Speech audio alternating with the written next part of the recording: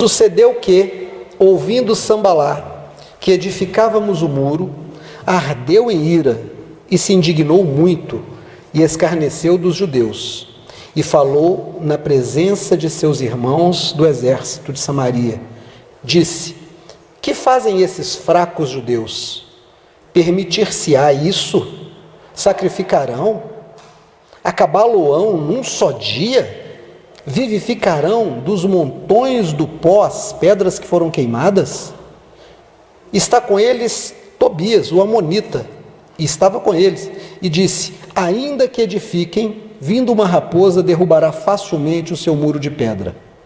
Ouve, ó nosso Deus, que somos tão desprezados, e caia a sua vergonha sobre a sua cabeça, e faze com que sejam um despojo numa terra de cativeiro. E não cubras a sua iniquidade, e não se risque de diante de ti o seu pecado, pois que te irritaram defronte dos edificadores. Assim edificamos o muro, e todo o muro se cerrou, até a sua metade, porque o coração do povo se inclinava a trabalhar. E sucedeu que, ouvindo Sambalá e Tobias, e os árabes, e os amonitas, e os asdotitas, que tanto ia crescendo a reparação dos muros de Jerusalém, que já as suas trincas se começavam a tampar, e iraram-se sobremodo, e ligaram entre si todos para virem atacar Jerusalém, e para os desviarem de seu intento. Porém, nós oramos ao nosso Deus e pusemos uma guarda contra eles, de dia e de noite por causa deles.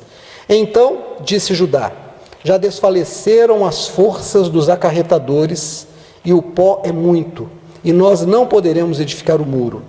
Disseram, porém, os nossos inimigos: nada saberão disso, nem verão, até que entremos no meio deles e os matemos. Assim faremos cessar a esta obra.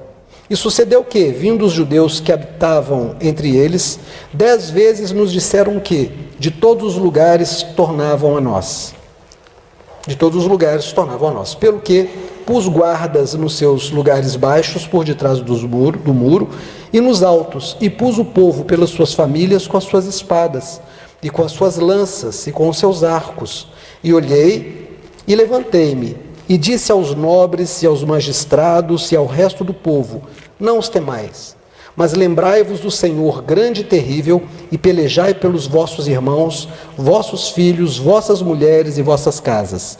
E sucedeu que, ouvindo os nossos inimigos, que já sabíamos, e que Deus tinha dissipado conselhos deles, todos voltamos ao muro, cada um à sua obra. E sucedeu que, desde aquele dia, metade dos meus moços trabalhavam na obra, e a outra metade deles tinham lanças, e os escudos e os arcos e as couraças, e os chefes estavam por detrás de toda a casa de Judá. E os que edificavam o muro, e os que traziam as cargas, e os que carregavam, cada um com a sua mão, fazia a obra, e na outra tinha as armas.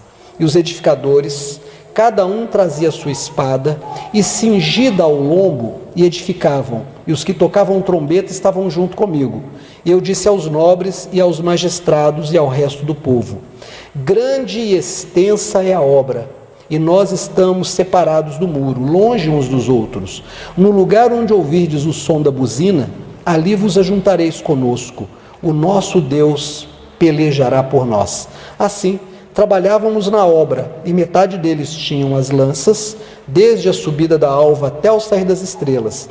Também naquele tempo disse ao povo: cada um com seu moço fique em Jerusalém, para que de noite nos sirvam de guarda e de dia na obra. E nem eu, nem meus irmãos, nem meus moços, nem os homens da guarda que me seguiam, largávamos as nossas vestes, cada um ia com as suas armas às águas. Agora, por favor, abra sua Bíblia no Evangelho de João, capítulo 6, verso 60. Muitos, pois, dos discípulos de Jesus, ouvindo o discurso dele, disseram: duro é esse discurso, quem o pode ouvir? Sabendo, pois, Jesus em si mesmo que os seus discípulos murmuravam a respeito disso, disse-lhes: isto vos escandaliza? Que seria, pois, se visseis subir o Filho do Homem para onde primeiro estava? O Espírito é que vivifica, a carne para nada aproveita. As palavras que eu vos disse são Espírito e vida. Mas há alguns de vós que não creem, porque bem sabia Jesus desde o princípio quem eram os que não criam, e quem era o que o havia de entregar. E dizia: por isso eu vos disse que ninguém pode vir a mim, se por meu Pai não lhe for concedido. Desde então, muitos dos seus discípulos tornaram para trás e já não andavam com ele. Então disse Jesus aos 12: quereis vós também retirar-vos? Respondeu-lhe, pois, Simão Pedro: Senhor, para quem iremos? Tu tens as palavras da vida eterna, e nós temos crido e conhecido que tu és o Cristo, Filho de Deus. Respondeu-lhe Jesus: não vos escolhi vós os 12, e um de vós é diabo. Isso dizia ele de Judas Iscariotes, filho de Simão, porque este o havia de entregar, sendo um dos 12. Amém. Há um texto em que Jesus complementar, no outro evangelho, que diz que Jesus disse: bem-aventurado és tu, Simão, filho de Jonas, porque foi o Espírito que te revelou. Muito bem. Fecha os olhos mais uma vez. Senhor, abre nosso entendimento, eu te peço em nome de Jesus. Amém. Irmãos, desde 2018 nós temos ouvido, e tem um aval da igreja, uma frase que é bandido bom é bandido morto. Eu tenho falado muito exaustivamente sobre isso, sobre como que isso caracteriza uma pessoa que não conhece a Deus. Uma pessoa que faz uma opção pela arma é uma pessoa que realmente não conhece a Deus.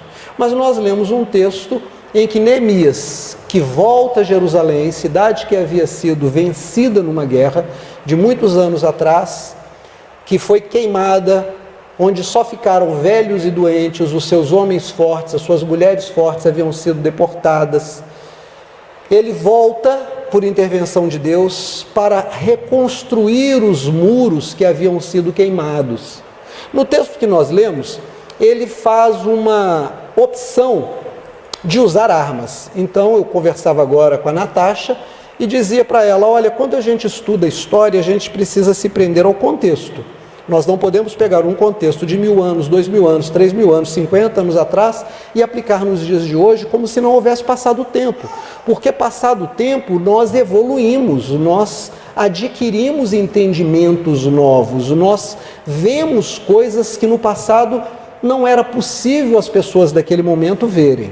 Então, é muito importante a gente entender que a palavra que se disse desde a campanha da presidente da República, de que bandido bom é bandido morto, aliás, uma frase que acompanha esse moço que acabou ganhando a presidência desde o tempo que ele era deputado federal, que fez com que ele ganhasse durante muitos mandatos, não se aplica a esse contexto do livro de Neemias, tá? Nos dias de hoje, isso invalida completamente a obra de Jesus. Jesus ainda não havia vindo. Era um povo muito mais atrasado em situações de conflitos nacionais, muito mais atrasados do que os que a gente tem hoje. Não havia diplomacia como existe hoje. Não havia entendimento como a gente entende hoje. Mas vamos lá. O que é que acontecia naqueles dias? Neemias voltou. Trouxe um grupo com ele para trabalhar na reparação dos muros. Vamos lembrar que o povo de Israel saiu daquela cidade, perdeu a guerra, foi deportado, porque eles haviam se esquecido da lei do Senhor.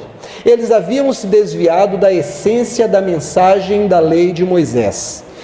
A lei de Moisés não era para ser obedecida cegamente. A lei de Moisés não era um conjunto de mandamentos que as pessoas mecanicamente deveriam obedecer e agradar a Deus, não. O mandamento tem um espírito. O espírito do mandamento, o espírito da lei, é o bem que esse mandamento preserva. Eu vou lhes dar um exemplo. O legislador não fez uma lei do tipo: no sinal vermelho você deve parar o seu carro. Porque ele teve vontade do nada. Ele não estava andando um dia na rua, encontrou outro legislador e disse: a gente precisa criar uma lei. Que lei que a gente vai criar? O cara falou: vamos criar uma lei? Diante da luz vermelha, o cara é obrigado a parar o carro. Aí o outro disse: mas não tem luz vermelha? E ele respondeu: a gente manda construir? Não, não foi assim, irmãos. Eles começaram a perceber que nos cruzamentos o número de batidas que deixavam vítimas e perda de patrimônio era muito grande, que era preciso colocar ordem. Então se convencionou, luz verde passa, luz amarela você deve ter atenção porque o sinal vai mudar, e luz vermelha você para. O que é que a lei está guardando? A lei está guardando a vida e o patrimônio das pessoas. O legislador, na sua sensibilidade, ele estava pensando em preservar a vida das pessoas. Você sai de casa para ir à igreja, o sinal ficou vermelho, você para o seu carro e uma outra pessoa passa. Você vai chegar à sua igreja, outra pessoa vai seguir o caminho dela. Então a lei, ela guarda um espírito, ela guarda um objetivo nobre. As leis que o Senhor deu através de Moisés guardavam uma unidade e um bem-estar social. O Senhor Deus chegou a dizer, quando Ele entrega a lei, que se eles obedecessem, todas as bênçãos lhes seria derramada. Não haveria doença, não haveria gente endividada, não haveria pobre, porque o conjunto de leis, se bem entendido, produziria um espírito de fraternidade, de cuidado entre as pessoas. Mas eles não ficaram firmes nisso, distorceram as leis, criaram um grupo de pessoas que se beneficiava da lei, dos cargos, das funções que tinham, e começaram a abusar das outras pessoas, a ponto de produzirem muita pobreza, muita dor, muita escravidão entre eles. Não satisfeitos, começaram a buscar outros deuses, porque um abismo sempre chama outro abismo. Um pecado não fica restrito a si mesmo, ele se multiplica como uma célula cancerosa mandando metástase. E em algum momento eles romperam o limite da paciência de Deus. Deus tem limites, eu quero te dizer isso, Deus tem limites. A bondade e a misericórdia de Deus é infinita para preservar o homem, mas no processo de preservação ela tem limites e às vezes ela desce a vara. É como uma mãe, como um pai, que vê a criança fazendo uma arte e chama atenção. Em algum momento o pai ou a mãe diz, agora você passou dos limites. Pega uma boa sandália havaiana e dá umas chineladas na criança. O pai não quer, a mãe não quer bater na criança. Mas naquele momento acaba batendo para preservar algo. Uma criança rebelde pode atravessar a rua porque é teimosa e ser atropelada. Pode enfiar um grampo de cabelo numa tomada e se eletrocutar. Pode pegar uma faca e se cortar. Então, quando a criança é rebelde, muitas vezes a mãe diz, não vai ter mais celular, não tem mais computador, vai para o seu quarto, põe de castigo. A paciência de Deus também tem esses limites. E num desses limites, Deus permite que eles percam uma guerra, sejam deportados, fiquem lá durante muitos anos, e depois de algumas décadas, Deus diz, está na hora de voltar. Mas Ele não traz de uma vez, Ele traz em ondas, grupos de pessoas que vêm para reconstruir a cidade. Numa dessas ondas, numa dessa volta, vem Neemias. E Neemias vem com uma função. Ele vai reconstruir os muros de Jerusalém e colocar os seus portões. Lembrando que as cidades tinham muros bem altos para proteger das guerras que aconteciam ocasionalmente. Muito bem, eles começam a construir. Aqueles que haviam se enriquecido com a miséria das pessoas que ficaram lá, não gostaram. Gente, é interessante, né? No Brasil, quando se fala em taxar grandes fortunas, aqueles que têm o poder simplesmente se articulam para que isso não aconteça. Quem paga imposto é pobre, rico não paga imposto. Eles têm muitas isenções. Quanto mais dinheiro se aplica, menos se paga imposto nesse país. Mas quanto menos você ganha, maior é a sua carga tributária. Não era diferente lá. Os pobres estavam numa miséria muito grande e alguns privilegiados estavam muito enriquecidos naqueles anos, abusando da fragilidade econômica daqueles que ficaram. Neemias começa a reconstruir o muro e eles percebem uma coisa: essa situação vai mudar.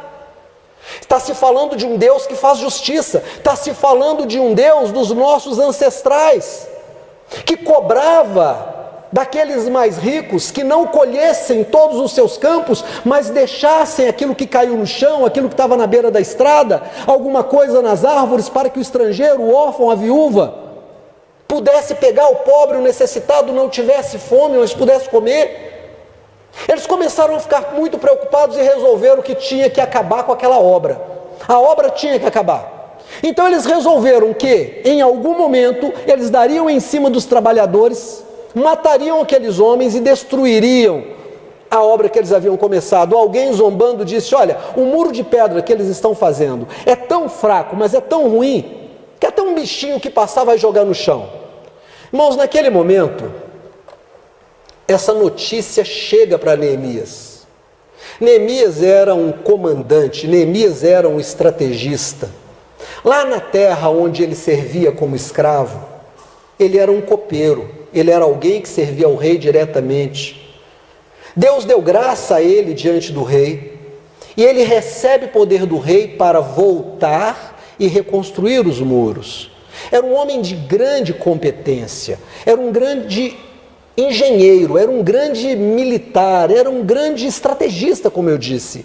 Um homem que sabia planejar as coisas, e quando ele ouve aquilo, ele diz: nós somos poucos, estamos envolvidos com uma obra que toma nossa atenção, então precisamos fazer algumas coisas. Primeiro, vamos dividir o povo em 2 grupos. Um grupo vai ficar de guarda e o outro grupo vai trabalhar. Segunda coisa, quem estiver trabalhando vai pegar a colher de pedreiro numa mão e na outra mão vai ter uma espada ou uma lança. Terceira coisa, nós estamos muito separados. Nós temos equipes trabalhando em partes diferentes desse muro. Então, nós vamos usar o som da corneta. Nós vamos usar o chofar. Quando vocês ouvirem esse som, e aí eles convencionaram provavelmente um tipo de toque, quando vocês ouvirem esse toque, vocês vão saber o que está acontecendo e vocês vão correr depressa e nós vamos nos juntar para defender o que nós precisamos. Cada um deve ter a sua arma. Eu vou ter e o mais simples também vai ter. Então, eu quero deixar aqui bem claro, esta posição de Neemias, há mais de 3.000 anos atrás, não legitima que hoje em 2021 nós devamos adotar o uso das armas. Quem usa arma é autoridade, quem tem que ter arma na mão é polícia. Quem não é polícia e tem arma na mão normalmente é bandido. Porque do contrário, no nível de estresse que as pessoas estão, nós vamos ver coisas terríveis. Eu via ontem no jornal um homem, acho que em Goiânia, parece, no posto de gasolina, a moça esbarrou o Ford Ka no carro dele, vocês devem ter visto isso. Pede desculpa, acho que nem viu, aí ele sai atrás, briga, a dona do carro fica dentro do carro, ele tenta agarrá-la, tirá-la do carro, a mãe diz que: olha, eu vou pagar, não preciso ficar preocupado, é um arranhãozinho desse tamanho. Ele sobe no capô do carro, amassa o teto do carro, pisa no vidro do carro. Conduzido à delegacia, pagou R$5.000 para poder sair, responder em liberdade, e disse que estava sem fazer uso do remédio dele. Claro que foi uma desculpa mentirosa só para tentar sair da consequência ruim. Mas eu fico pensando, e se esse moço tivesse um revólver na mão? O que teria acontecido? Mesmo a polícia, e quando eu falo polícia, eu estou falando de todas as formas de polícia, militar, civil, municipal, guarda rodoviário, mesmo esses estão sob tal estresse, e o Estado não se importa em dar um atendimento de qualidade aos seus policiais, não dá, porque eu tenho visto policiais suicidando, o número de policiais viciados em álcool e outras drogas é alto, e eu fico pensando então o que é uma arma na mão de uma pessoa não preparada. Então entenda, o fato de nós vermos que no livro de Neemias diz que as pessoas deviam usar armas, não tem a ver com isso hoje. Então tem a ver com o que, pastor? Tem a ver com um entendimento que você não pode esperar que apenas Deus faça a parte dele e que a parte dele seja suficiente para resolver o seu problema. Tem uma parte que depende de você. Neemias era homem de Deus, ele teve uma revelação de Deus, volta a Jerusalém e reconstrói o muro. Tinha um problema, ele não poderia dirigir a palavra ao rei. Se ele dirigisse a palavra ao rei, ele era morto naquele mesmo momento, a não ser que o rei desse a ele a autoridade para falar, desse a ele licença para falar, desse a ele o privilégio de poder falar. Ele ora a Deus e diz: Deus, eu vou colocar minha vida em risco, exatamente como a rainha Esther fez, e nós falamos sobre isso aqui um dia desse. Ele diz: eu vou colocar minha vida em risco, mas eu vou falar. E ele fica triste. E antes que ele fale, o rei olha para ele e diz: vejo que você está com uma cara diferente, você está muito triste. O que está acontecendo? Deus interviu. E aí ele diz: olha, como eu não vou ficar assim, se os muros da cidade dos meus ancestrais, os seus portões estão queimados? E aí o rei diz: o que você quer? Ele disse: eu quero licença para voltar e reconstruir. Irmãos, foi um milagre extraordinário. O segundo milagre é que o rei disse: vá, reconstrua, mas me diga, me faça um cronograma. Eu disse que ele era estrategista. Qual é o cronograma que você tem? Você vai lá com quantos homens, vai precisar do quê, vai ficar quanto tempo e volta quando? Ele faz um cronograma de obras, desde o transporte de mercadorias, do necessário, da compra lá, do dinheiro necessário, o tempo que ia gastar, o número de homens e o tempo que ele ia gastar para voltar, e entrega para o rei. Terceiro milagre, o rei diz: leva o que você precisar, o tesouro vai cobrir. Milagre em cima de milagre. Mas quando chega o momento em que os inimigos estão para avançar contra os trabalhadores, ele não chegou lá para Deus e diz: Deus, nós vamos continuar trabalhando despreocupadamente e o Senhor vai ser a nossa garantia. Ele fez isso? Não, ele não fez isso. O que foi que ele fez? Vamos confiar em Deus. Ele orou a Deus, mas ele disse: vamos fazer a nossa parte. Nós vamos fazer a nossa parte, nós vamos procurar formas de resolver esse problema. Nós não podemos deixar esse mal nos alcançar, nós não podemos deixar esse mal nos atingir. Nós temos que tomar uma posição. Irmãos, isso nós temos que trazer para os nossos dias. Nós estamos vivendo dias ruins. Não é possível que você não esteja vendo que as coisas estão piores. Não é possível que você não está vendo que a gasolina está chegando a R$8. Não é possível que você não está vendo que estão vendendo osso e pé de galinha por 13, 14 reais. Não é possível que você não está vendo que você tem um monte de parentes e amigos desempregados se você não está desempregado. Não é possível que você não está vendo que os seus filhos não terão futuro porque já não existe mais aposentadoria. Não é possível que você não está vendo que nós estamos caminhando para um caos. E quando a pobreza aumenta e vira miséria, e miséria de muitos, a violência cresce proporcionalmente. O que é que nós vamos fazer?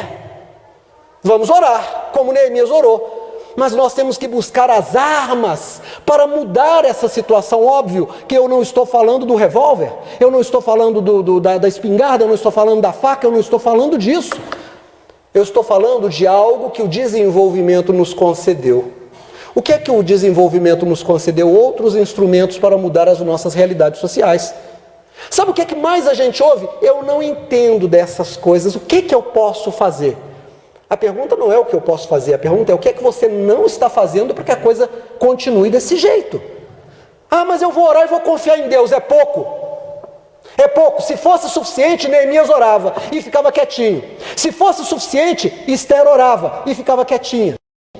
Se fosse suficiente, Israel orava e ficava quietinho. Se fosse suficiente, diante daquele gigante lá que estava desafiando Israel, Davi orava e não descia para lutar. Tem uma hora que a gente precisa pensar no que a gente vai fazer de acordo com o mal que está chegando. Não é com o bem que nós estamos querendo.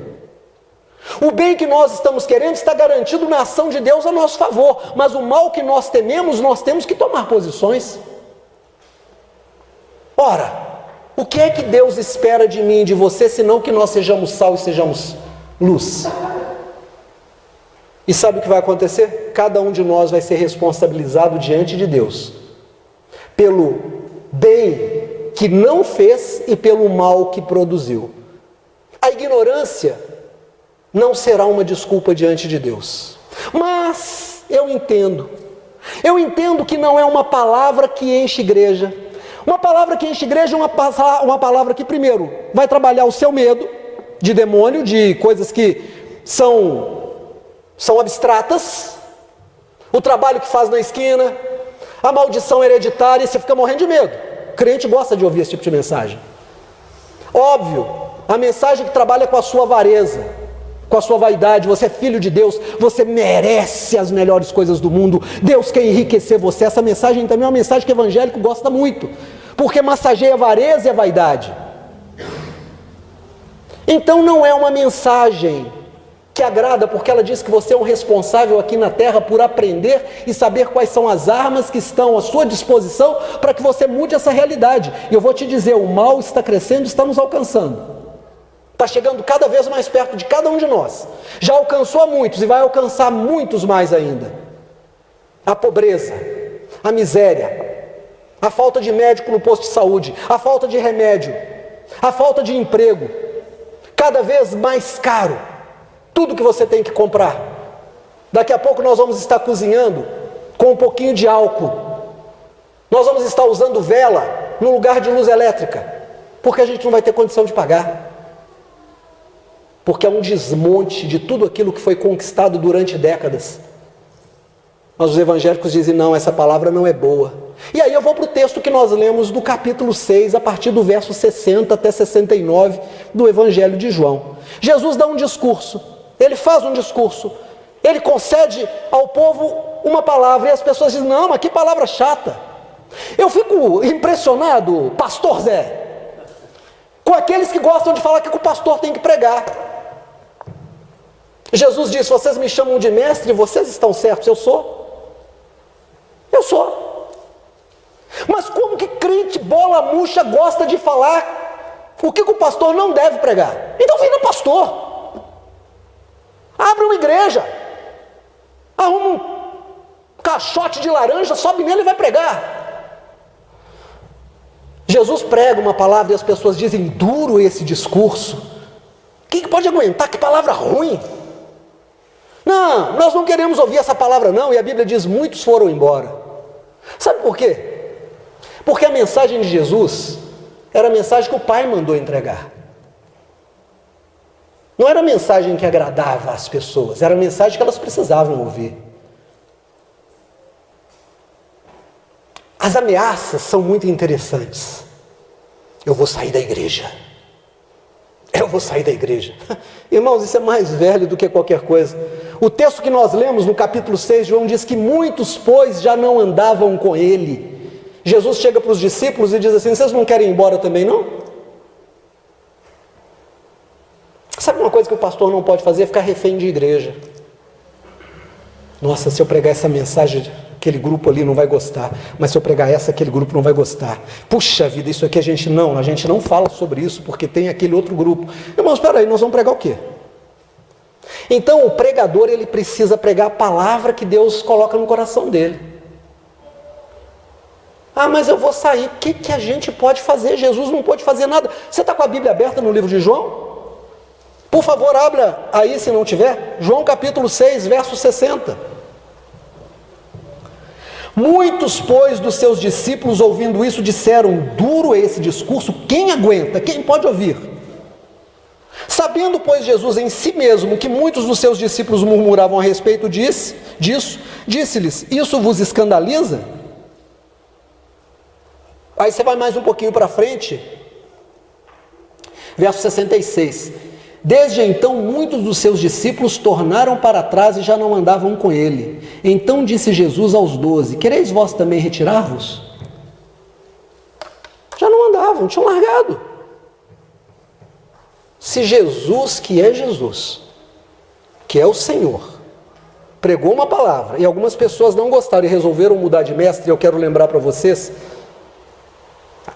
vocês que em Israel havia muitos mestres nos dias de Jesus. Jesus não era o único. Quando a gente vai para Atos dos Apóstolos, a gente encontra Gamaliel falando no Sinédrio, dizendo assim, olha, cuidado com o que vocês vão fazer a esses dois aí, que estão presos. Há um tempo atrás tinha um mestre chamado Teudás, que juntou 400 pessoas com ele. Morreu Teudás, o grupo se desfez. Tinha um outro que teve 500. O que aconteceu com os 500? Ele sumiu, os 500 sumiram. Se essa obra é de Deus, ela vai permanecer. Se ela não é, vocês vão... Se essa obra é de Deus, ela vai permanecer e vocês vão se haver lutando com Deus. Se ela não é de Deus, ela morre sozinha. Irmãos, mais de 2000 anos e a obra de Jesus está aqui. Então é uma prova que ela era uma obra de Deus. Quando a gente prega uma mensagem, a gente tem que pregar a mensagem nessa perspectiva. Se a mensagem que a gente tem é de Deus, ainda que a igreja toda vá embora, o dono da obra é quem traz as pessoas. Olha a palavra que está escrita aqui que Jesus disse quando as pessoas começaram a sair, verso 65, e dizia, por isso eu vos disse que ninguém pode vir a mim se por meu Pai não lhe for concedido. Só fica quem o Pai disser que fica, e só vem quem o Pai disser que vem. Eu estou te dizendo em nome de Jesus, abre os seus olhos. Sabe o que está chegando para nós? Miséria. Sabe o que está chegando para nós? Violência. Tem 3 anos que a igreja de Jesus largou a cruz pelo sinal da arma.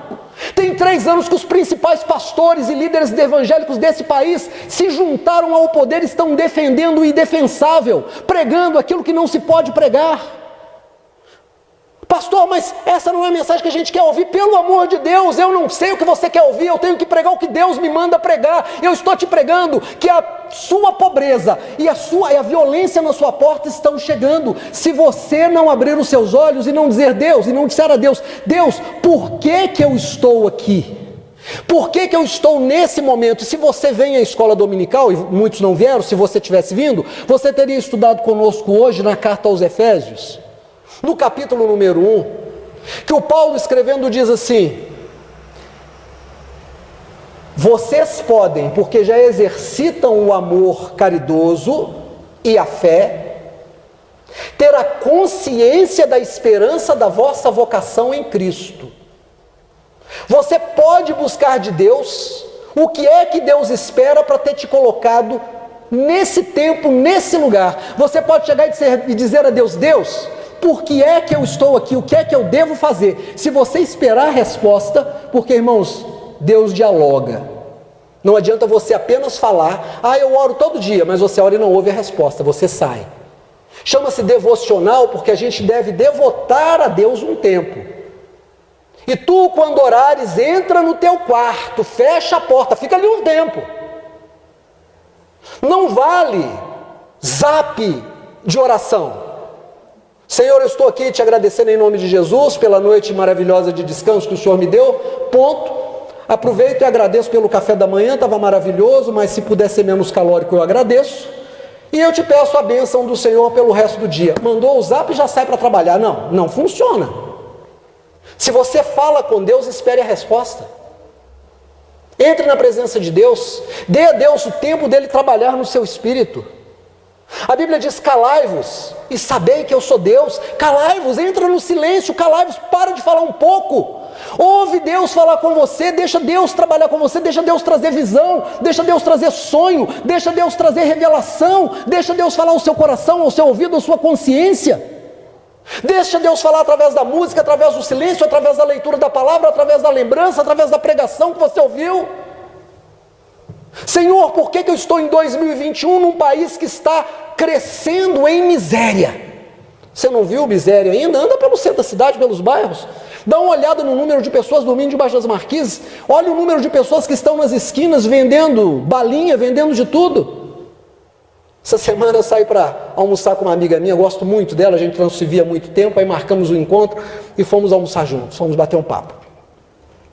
Estávamos caminhando na Afonso Pena, e de repente eu vi uma senhora com 2 meninos, os meninos brincando no gramado. Engraçado porque menino é sempre muito inocente, e começa aí, né? Não interessa o que está acontecendo, ela está brincando. E a dona com uma cara, uma caixinha de rosas e umas balinhas. E eu passei, olhei, eu voltei e falei, o que a senhora está vendendo? Ela falou, pelo amor de Deus, compra alguma coisa. Tem 2 horas que eu estou aqui, não vendi nada, ninguém me compra nada. E eu preciso comprar comida para essa menina. Irmãos, o número de gente que está vendendo caixinha de bala, de coisinhas na rua, o número de meninos que deviam estar estudando, trabalhando, que estão jogando malabares, que estão fazendo alguma arte nos sinais, depois vem pedindo, o número de gente que está acampado com barracas que não seguram o vento, não segura a água, eu já falei para vocês. Você vai na Praça Raul Soares, a Praça Raul Soares é maravilhosa, é linda, tem uma fonte linda, devia ser um cartão postal da cidade, e foi durante um tempo. Você chega lá hoje, aquilo ali é um campo de acampamento de mendigos. Eu passo ali com frequência e vou te falar, hein? Ninguém assalta, ninguém rouba, ninguém ameaça. Eles estão tão desnutridos, tão enfraquecidos, que eles não têm nem força para levantar. E a gente não se sente responsável. E a gente não tem nada a dizer para Deus, Deus, qual é o meu papel? Então veja, as armas que nós temos, Paulo, escrevendo aos Coríntios, ele diz: as nossas armas em Cristo são poderosas para levar todo o pensamento cativo a Deus, para destruir as obras mentirosas das trevas. Nós temos que dizer a Deus que nós estamos dispostos a cumprir o nosso papel na terra. Não está escrito na Bíblia o que eu vou dizer, não está, mas está escrito na sabedoria popular. Faça da tua parte que eu te ajudarei. Quem já ouviu as pessoas dizerem isso? Já ouviu? A pessoa diz para você: não, está escrito na Bíblia, faça da tua parte que eu te ajudarei. Sabe qual é a resposta clássica do evangélico? Depois da risada? Isso não está escrito na Bíblia, isso não é um versículo. Irmãos, está escrito. Está escrito. Onde, pastor? Entre linhas. Não está escrito em nenhuma linha.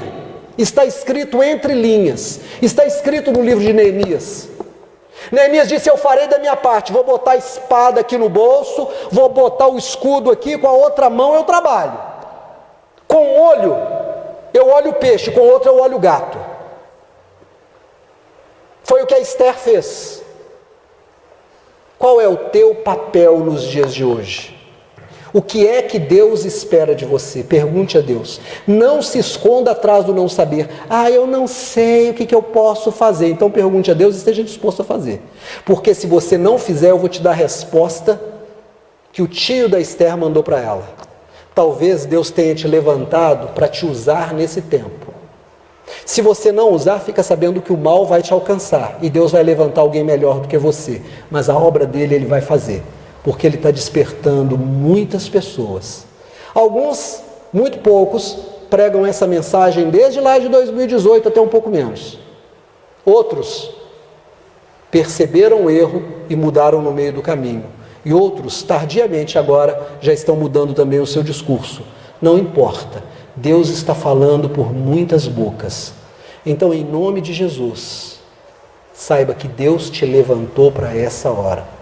E eu quero dizer a qualquer pessoa que esteja conversando sobre ir embora da comunidade cristã: quando eu nasci não existia comunidade cristã. Foi uma visão que Deus me deu muitos anos antes que ela existisse. Até o desenho dos peixinhos, que é a nossa logomarca. E aquele que disse para mim: vai e prega, um dia vai dizer para mim: vem, e o meu corpo vai cair, o meu espírito vai subir. Então eu vou até o último dia pregar a mensagem que Deus mandou. Se você é desse grupo que acha que deve ir embora, eu te abençoo em nome de Jesus. Pastor, só está mandando alguém embora? De jeito nenhum. Eu estou só te dizendo que não queira dizer para mim o que eu vou pregar. Porque tem chegado para mim conversinha do tipo: o pastor falou que alguma coisa que alguém não gostou e disse que vai embora. Por favor, não deixa chegar isso nos meus ouvidos, não. Não deixa chegar, não fala para eu ouvir, não manda recado para mim. Não preciso, não gosto e não quero. Vou continuar pregando o que eu acho que devo pregar, porque eu vou dar contas a quem mandou e não a quem ouviu.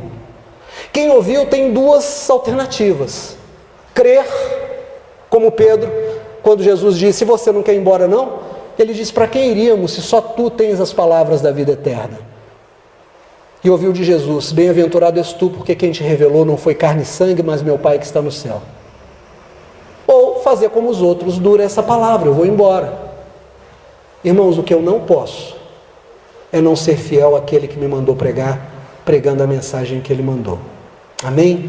Fique de pé em nome do Senhor Jesus.